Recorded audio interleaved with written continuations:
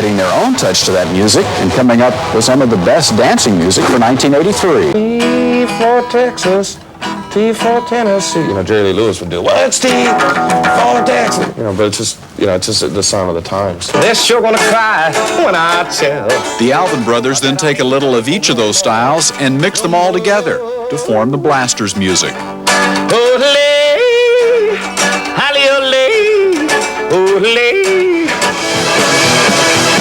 A concert by the Blasters is designed to be a joint performance between the band and the audience. They believe part of the slump in the music industry was the result of groups separating themselves from the fans.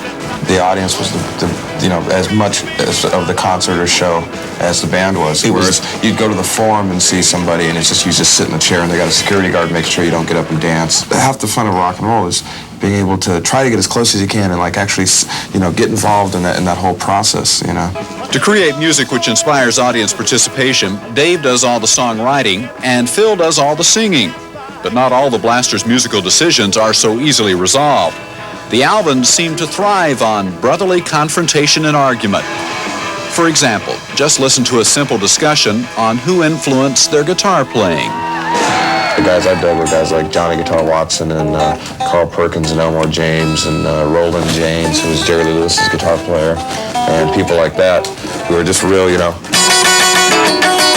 the whole Chuck Berry thing. That was my thing. It was like, yeah, I just want to beat the hell out of the guitar, do like Bo Diddley, just. And Phil's real with it, Oh, no, wait a minute. That's a bum rap. I want you to know that T-Bone Walker was my friend, all right? And I knew how to play T-Bone Walker. Let me finish. Hey, wait a minute, guys. Hold on. Calm down. Just tell me, how have you managed to stay together this long? We love each other because we're brothers, and so we understand each other.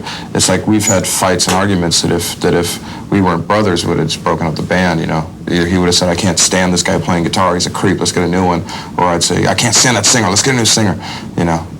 That probably would have happened. But because we're brothers, it's like, oh, that's Phil.